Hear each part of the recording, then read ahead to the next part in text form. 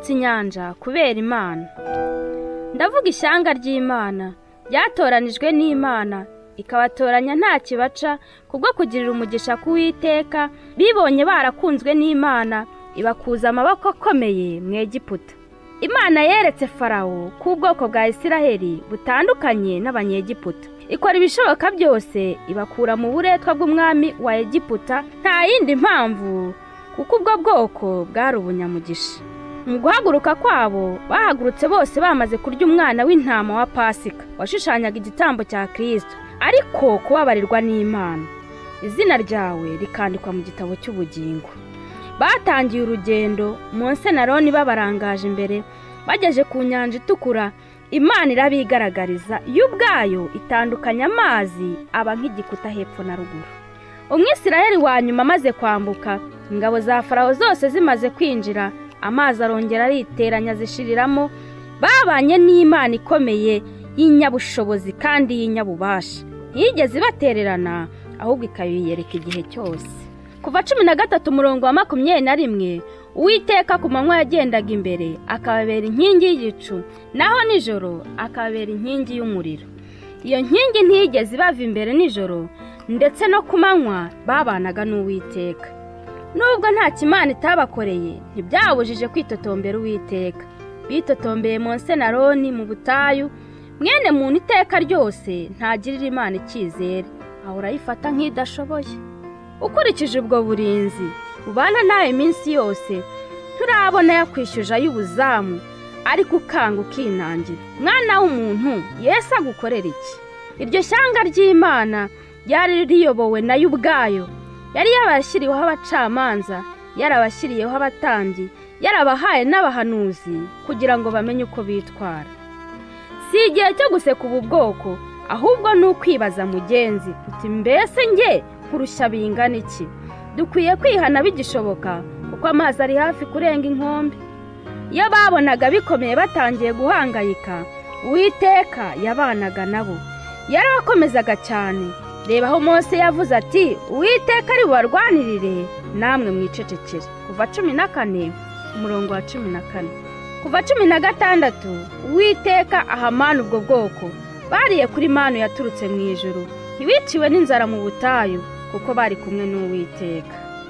Imana yakomeje kubihanangiriza, nta kindi yari igamije kuri ubwo bwoko, bwari ukugira ngo batazayivaho ikabiyereka umunsi ku wundi, ariko baranze banga Imana.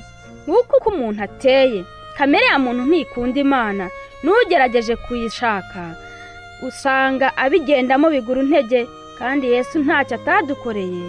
Mugenzi nkunda, sanga Imana bikiri none. Kuva 19 kuwa 3 mu gitondo inkuba zirakubita, imirabyo irarabya, igicu gifatanye kiba kuri uwo musozi. Yari ije mu cyubahiro cyayo. Abisiraheli bose bahinda umushyitsi, batinya Imana kubw'ubwo bubasha. Bakomeje kwanga Imana, bifuza kuyireba. Kuva 25:8 nimundemera ubuturo bwera, nture hagati ya buriya bwoko, yenda hari bwanyumvira. Uko siko byagenze, bakomeje kugomera Imana. Kuva 32 bakomeje kwanga Uwiteka, bicurira ikimasa cyo gusenga. Nyamara bagombaga gusenga iyo Mana, bifuje kumera nk'andi mahanga, kandi baratowe n'Imana. Imana igira agahinda. Mose nk'uwari ubarangaje imbere, agomeza gutakambira ubwo bwoko ati wababarira icyaha cyabo byaba byiza, ariko nutababarira nkure mu gitabo cy'ubugingo. Uko ukomeza kwanga inama z'Imana, wikorera ibyo wishakiye, uhora ubwirwa ngo nta kibazo, nyamara igihe cyari iki, imbabazi z'Imana zizagushiriraho. Igihe cyarageze mugenzi, ubwoko bw'Imana burakoronizwa. Abamezopotamiya bameze nabi, iguhagurukiriza umucamanza Otineyeli. Imana iramukoresha, bongera gutekana. Abamowabu bameze nabi, ibahagurukirize Hudi. Imana irabigaragariza, urugamba irarunesha. Yakoresheje abacamanza benshi, ngabo ba Debora, Gideyoni nawe nuko. Hakaza Shamugari sinakubwira, nta wundi mugambi ari ukurokora ubwoko bw'Imana. Igihe kigeze basaba kuyoborwa n'abami. Imana rwose irabibakorera. Yabanje kubereka ububi bw'ibyo basaba, ariko baranga barinangira. nguko uko tunangiye imitima uyu munsi. Imana yimikiye Sawuli, igihe kigeze hajyaho Dawidi. Ntibyatinze Salomo arima. Abo bari bari kuri gahunda y'Imana, maze igihe kigeze iryo shyanga ryicamo ibice. Rehobowamu mu majyaruguru, Imana igahora ibatumaho abahanuzi. Eliya aravuga habe kumva, Elisa arababwira ntibabyitaho, baranga rwose bagomera Imana. Yerobowamu mu majyepfo, umuhanuzi Ezekiyeli yarahanuye ngo uwo Yeremiya sinakubwira. Yesaya nawe agashyiraho ake. Mwene muntu atsemba isano yahawe n'Imana.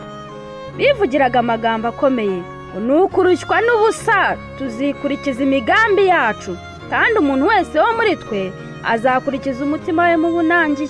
Yeremiya 18:12.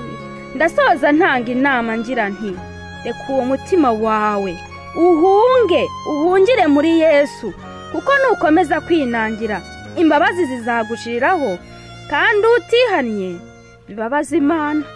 Hunga udapfa, igihe ni iki, ngiyi isaha yo gukirizwamo.